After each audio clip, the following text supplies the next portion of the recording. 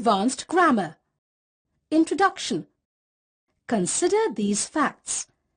English is a worldwide phenomenon. Most of the people learning English at the outset of the 21st century, or a substantial number of people living in the United States, did not grow up in a home where English was a native language.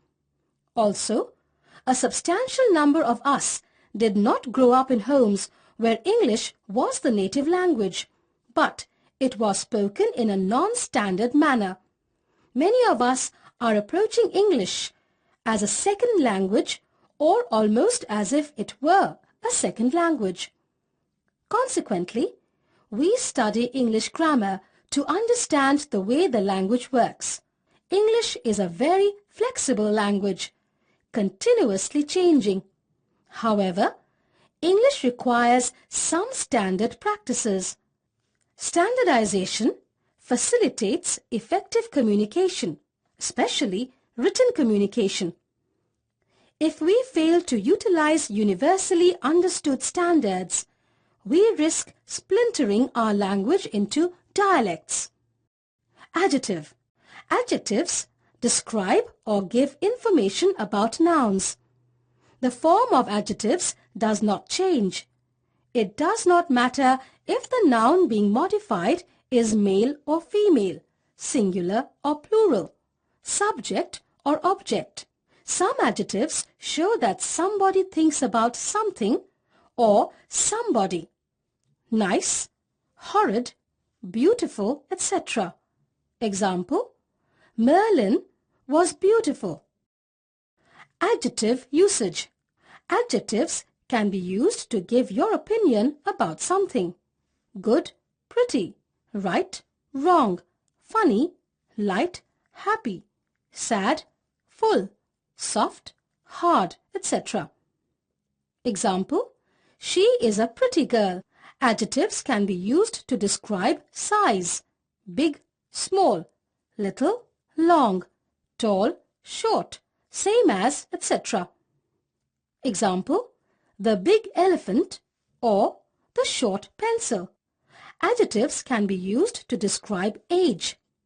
Example: She was an old woman. Adjectives can be used to describe shape: round, circular, triangular, square, oval, etc. Example: It was a circular in shape. Adjectives can be used to describe color: blue, red, green, etc. Example: the red flag. Adjectives can be used to describe origin. Example: It was an American flag. Adjectives can be used to describe material. Example: It was a golden bracelet. Adjectives can be used to describe distance: long, short, far, around, start, high, low, etc. Example: She went for a long drive. Adjectives can be used to describe temperature: cold, warm, hot, etc. Example: The night was cold.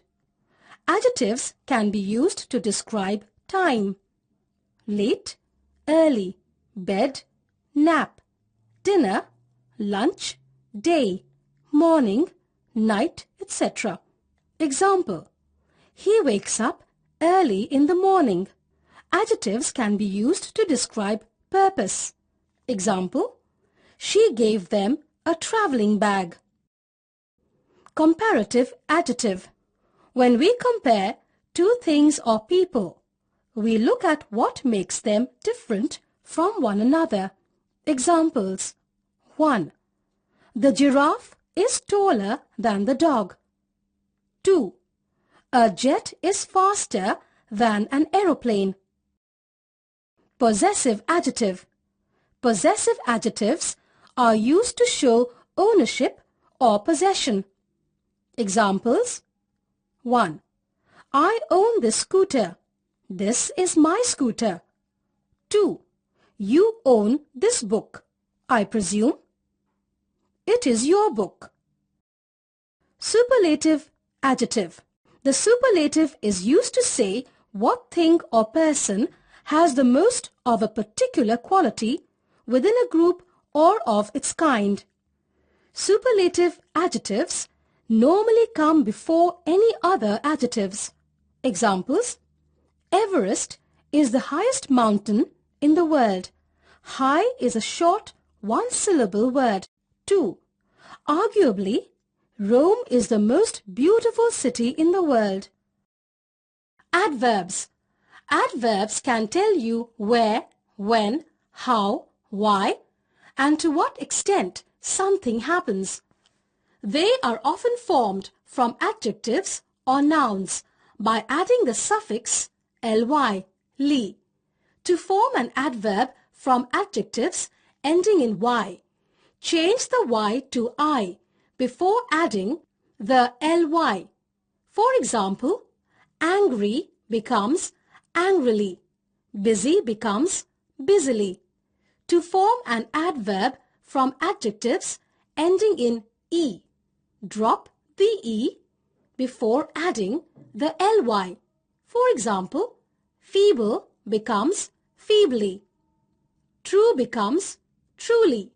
Some adjectives ending in ly need no changes. For example, heavenly. Some adverbs do not end in ly. For example, fast, hard, straight, etc. Adverbs of degree. These adverbs tell us the strength or intensity of something that happens.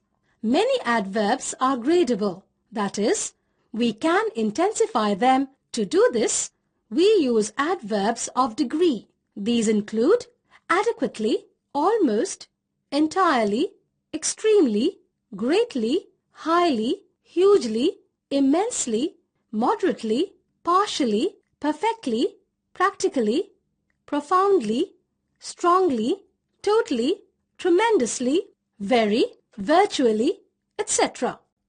For example, 1. He is lazy.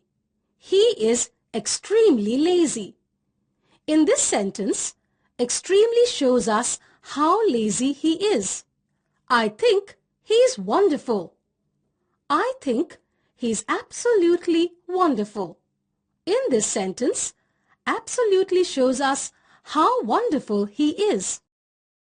Adverbs of duration. These adverbs tell us how long something happened. They include briefly, forever, long, shortly, permanently, temporarily. For example, the phone was out of order. The phone was temporarily out of order. In this sentence, temporarily shows us the duration.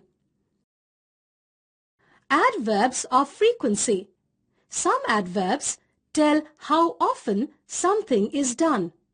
These include always, constantly, frequently, normally, often, periodically, rarely, regularly, sometimes, etc.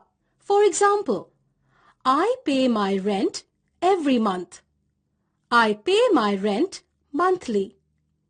In this sentence, monthly shows us the frequency. Adverbs of manner. Some adverbs tell us how action is or should be performed. For example, the girl ran quickly. In this sentence, quickly modifies the verb ran. Adverbs of place. Some adverbs indicate where something happens. These include abroad, anywhere, here, outside, somewhere, there, underground, upstairs. For example, the children were playing outside. Adverbs of probability. These adverbs tell us the likelihood of something happening. These include certainly, definitely, doubtlessly, maybe, perhaps, possibly, probably. For example, India will win the match. India will certainly win the match. In this sentence, certainly shows us the probability. Adverbs of time. Some adverbs tell us when something happened. These include afterwards, later, now, soon, yesterday. For example, I am going to the shop on Monday. In this sentence, Monday indicates the time. Comparative. Adverbs of comparison are used to show how better or worse a thing does than the other. For example, Monica did her homework more frequently. Superlative. The superlative is used to indicate the greatest degree of being within a group or of its kind. Superlatives can be preceded by the. Articles. There are only 3 articles in English: a, an, and the. There are 2 types of articles: indefinite a and an, or definite the. Their proper use is complex, especially when you get into the advanced use of English. Quite often, you have to work by what sounds right, which can be frustrating for a learner. We usually use no article to talk about things in general. The doesn't mean all. For example, 1. Books are expensive. All books are expensive. For example, 2. The books are expensive. Not all the books are expensive. Indefinite article. A and an are the indefinite articles. A and an are used before nouns that introduce something or someone you have not specifically known to the person you are communicating with. For example, he is an English teacher. Definite article. You use the when you know that the listener knows or can work out what particular person or thing you are talking about. For example, Harry's bar is the place to go. No article. You do not use an article before nouns when talking in general terms. For example, tennis is expensive. Case. Case is the grammatical function of a noun or pronoun. The 3 cases in modern English are subjective, he, objective, him, and possessive, his. They may seem more familiar in their Old English form: nominative, accusative, and genitive. Most of our cases have been removed, and as a result, English is easier than many other languages because nouns and some indefinite pronouns, anyone, someone, everyone, and so on, only have a distinctive case form for the possessive. However, a remnant of Old English is that pronouns have distinctive forms in all 3 cases and must be used with care. The pronoun cases are simple. Subjective case, pronouns used as subject. Objective case, pronouns used as objects of verbs or prepositions. Possessive case, pronouns which express ownership. Determiners.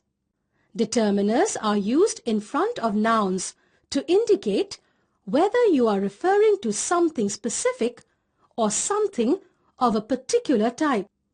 Determiners are different to pronouns in that a determiner is always followed by a noun.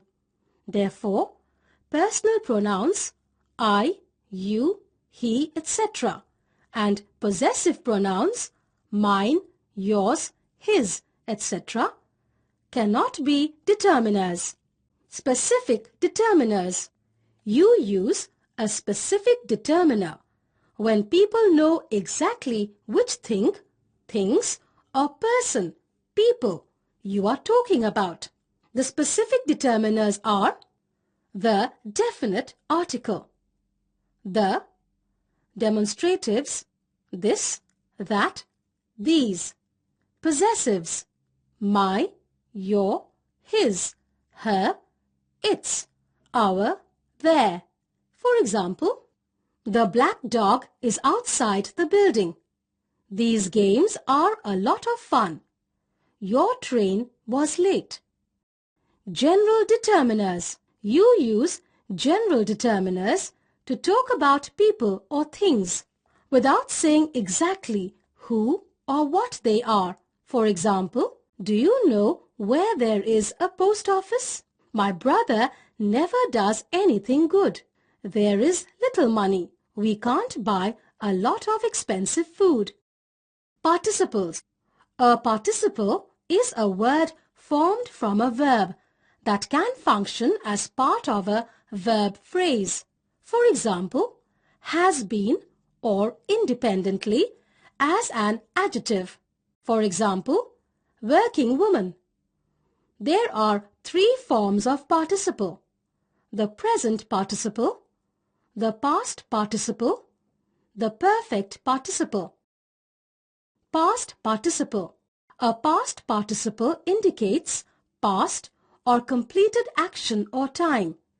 It is often called the ed form as it is formed by adding d or ed to the base form of regular verbs. However, it is also formed in various other ways for irregular verbs.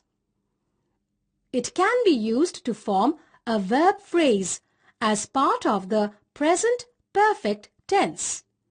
For example, I have learnt Spanish. Learnt is part of the verb phrase have learnt. It can be used to form the passive voice. For example, her hair was well brushed. It can also be used as an adjective. For example, as an adjective, he had a broken arm. Broken is used here as an adjective. Perfect participle. The perfect participle indicates completed action. You form the perfect participle by putting the present participle having in front of the past participle. For example, having done, having finished, having read, having spoken. It can be used to form the passive voice. For example, having improved her communication skills, Mary's promotion prospects were much better. Preposition. Prepositions are a class of words that indicate relationships between nouns, pronouns, and other words in a sentence. Most often, they come before a noun. They never change their form, regardless of the case, gender, etc. of the word they are referring to. Prepositions are classified as simple or compound. Simple preposition. Simple prepositions are single-word prepositions: across, after, at, before, between, by, during, from, in, into, of, on, to, under, with and without are all single-word prepositions. For example, the pen is on the table. Compound preposition. Compound prepositions are more than one word. In between and because of are prepositions made up of two words. In front of and behalf of are prepositions made up of three words. For example, the book is in front of the clock. Preposition of movement. Prepositions can be used to show movement. For example, to, through, across. We use to show movement with the aim of a specific destination. For example, I moved to Japan in 2004. He's gone to the shops. We use through to show movement from one side of an enclosed space to the other. For example, the train went through the tunnel. We use across to show movement from one side of a surface or line to another. For example, she swam across the river. Preposition of place. Prepositions can be used to show where something is located. For example, someone is at the door.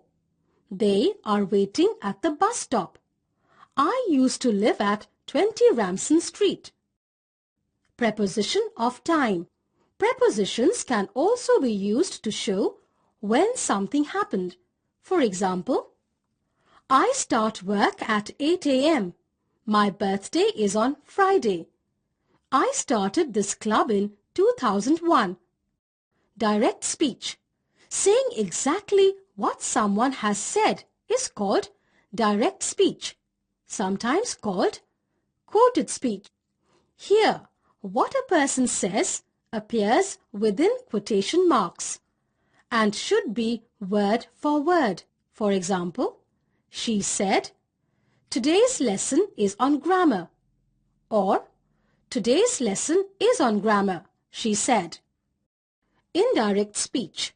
Indirect speech, sometimes called reported speech, doesn't use quotation marks to enclose what the person said, and it doesn't have to be word for word. When reporting speech, the tense usually changes. This is because when we